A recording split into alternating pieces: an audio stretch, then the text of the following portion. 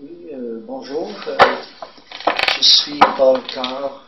Je suis Canadien de Toronto, mais comme je viens de affirmé, je ne sais pas pourquoi c'est important, mais ça semble être très important au Canada. Alors, je viens originellement de Toronto, mais j'habite à Montréal depuis quelques années déjà.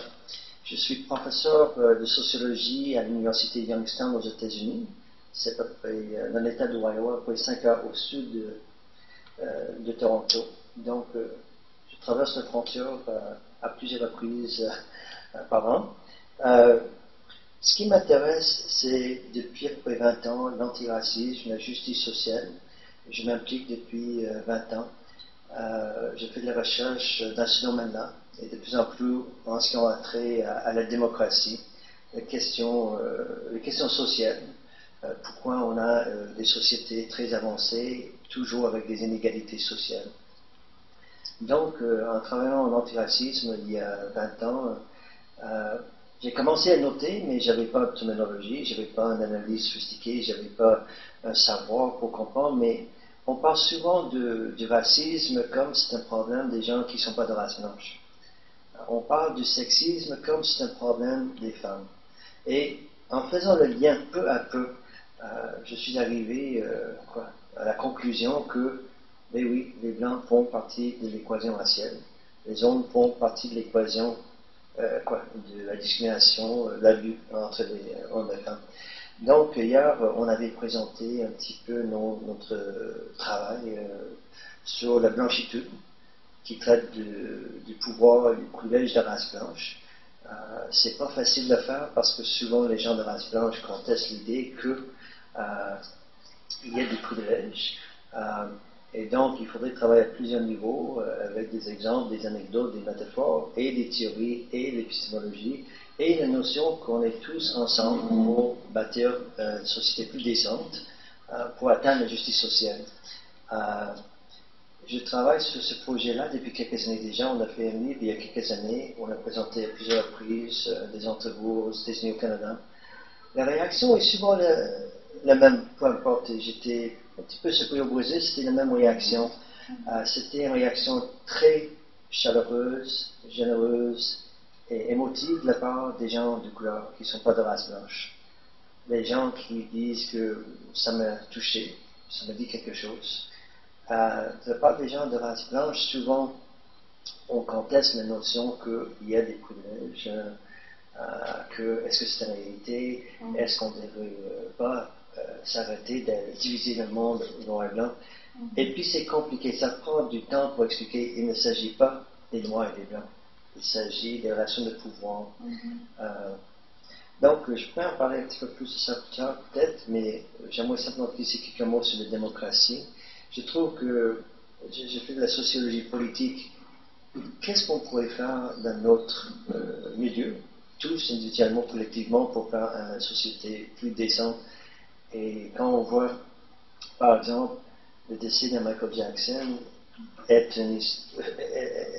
sur les jeunes des médias brésiliens une semaine plus tard, chaque détail sur ses médecins, sur ses médicaments, ça m'interpelle de simplement constater qu'il y a plus dans le monde qu'une vedette américaine. Et je n'analyse pas le décès de lui ou personne d'autre, mais quand on constate qu'il y a des 45 conflits militaires à travers le monde quotidiennement, qu'on vend des armes à tout le monde, qu'il y a 9/11 en Afrique tous les jours, qu'on a toutes sortes de destructions, et que nous, on est tous impliqués à cause du fait que on ne dit pas quelque chose ou on ne s'intéresse pas.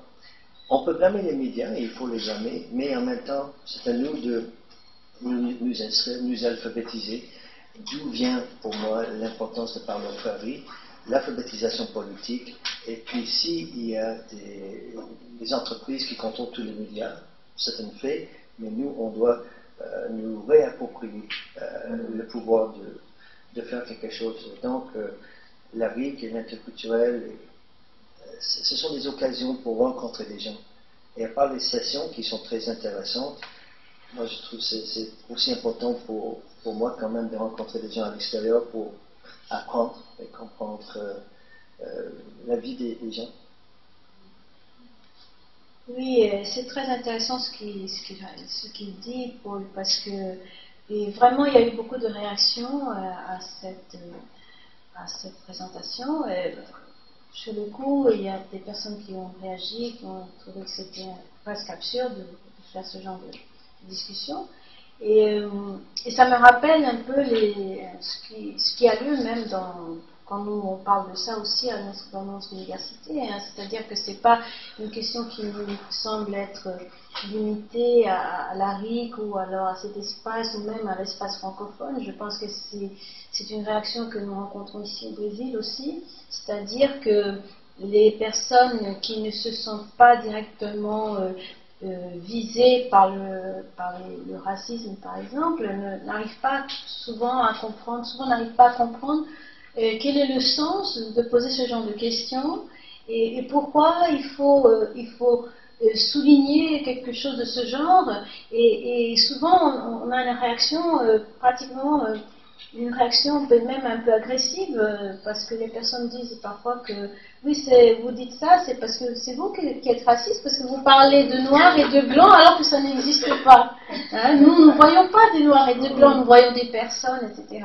Alors voilà, c'est comme tu as dit, c'est-à-dire que c'est pas une question seulement de couleur, mais c'est sûr que la question de couleur, elle vient démontrer justement qu'il y a des rapports de pouvoir, des rapports de domination, et que beaucoup de gens ne veulent pas reconnaître, ne veulent pas voir justement. Et c'est le fait de ne pas le reconnaître qui facilite justement la perpétuation de ces rapports. Parce qu'à partir du moment où les gens ne reconnaissent même pas que ça existe, comment ils vont le combattre? Comment ils vont combattre ces phénomènes? Donc, je pense que cette réaction qu'il y a eu hier, c'est un peu en fait peut-être dans certaines régions du monde ou pour certaines personnes, cela est encore tabou, comme a dit Gina, et cela est encore une question très mal considérée, c'est-à-dire que les personnes n'ont pas encore saisi la portée de tout cela, peut-être parce qu'elles ne se sentent pas directement visées, mais en même temps, j'ai vu que ça a été salutaire, puisque les gens sont en train de discuter, enfin ça a bouleversé, donc aujourd'hui dans le groupe, je suis allée comme ça pour connaître, parce que c'était pas mon groupe, mais sur l'environnement, et il y avait aussi, on faisait des discussions sur la question du thème de la RIC, de la décolonisation, et puis il y a des personnes qui ont fait aussi référence à ce moment-là, c'est-à-dire que le racisme, est-ce que vraiment le racisme est une question fondamentale ou pas?